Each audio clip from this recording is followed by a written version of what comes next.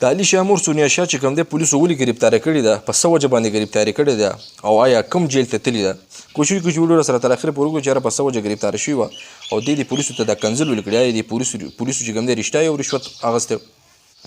السلام علیکم ورحمت الله وبرکاتو. ټولو ملګرو ته سلامونه. امید لرم چې ښه به یو اختر به بخیر په خوشحالو روان وي. د ټولو نه لاول چې کوم دی وړوکی اختر نن دویمه ورځ ټولو ملګرو ته ډېر ډېر مبارک شي. امید دی چې یاره اختر به په خیر په خوشحالو تېر کړی وي. تمنیل له برته پته لګېدلې وي چې د علیشا مور پولیسو ګرفتاره کړه. ولې ګرفتاره کړه وجه څه وه بیا پولیسو د دې کنځل ولې وکړو ملګرو ویډیو به راسره پوره ګورئ. دې چې کوم الفاظ کوپر ویلی دی لکه هر ټایم چې دا لګیا وي په دې سوشل میډیا باندې د کوم کنځلې دا بدې ردې چې وي ډېرو ملګرو هغه ویډیو راسینډ له کوم کې چې د هغه موبایل نیولی دی ویډیو کوي او هغه پولیس چې کوم په دې پسې راغلي دي. بهرحال د شارټ کلیپس وګورئ ستاسو د یاد دلانې دپاره. تاسو ځان شرمول زه بره پورې ځم زه په تا باندې درخواست ورکوم پرېږده مړه ځان دې شرمولې دی. ملګرو دا هغه ویډیو وه فول ویډیو کې خو دا بربادوي چونکې یوټیوب بیا دا کنځل نه مني. نو بهرحال دا په هر ځای کې دا کنځل کوي خو چونکې دې دا مطلب دی چې یاره د پولیسو ته کنځل کوم نو پولیس زما څه نشي کولی یا داسې نور دغه پولیس ته پکې لګیا ده چې یاره په موږ ته کله دمکیانې راکولی کېدې نه ته په هغه ټایم چېرته وې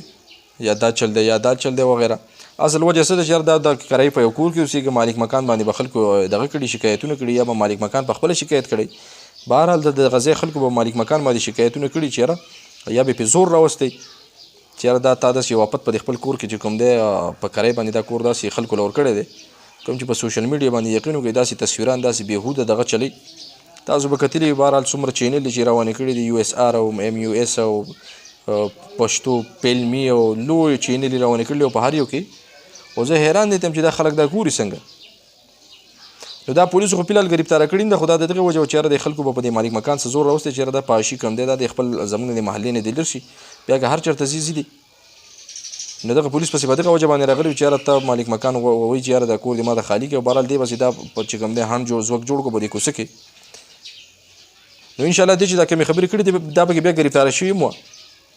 دا بیا پولیسو ګرفتاره کړي مو د هغې نه پس به بیا زمانه شي په بورقه کې یو فوټو وایرل شوی او د پولیسو دا پیج دا چې کوم دی پولیسو ورکړی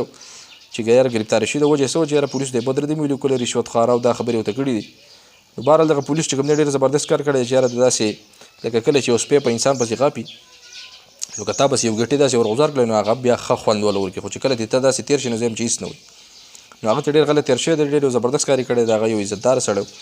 ځکه چې اوس هغه مثال په طور او بالکل د هغه حق هم جوړېږي چې یاره داسې په ټایم کې ته خو مطلب دی خو قانون ماته قانون مات ده چې یاره یو پولیس تا پسې دروازې لیدل شي او ته هغې ته کنځل شروع کړي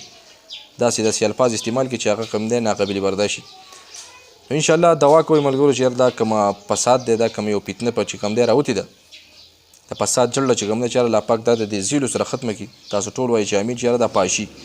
چونکې په هره ویډیو کې ورته ټول ملګري وایي چې یاره دا پاشي پرېږده دا غلط تصویران دا غلط ډانسونه مه کوه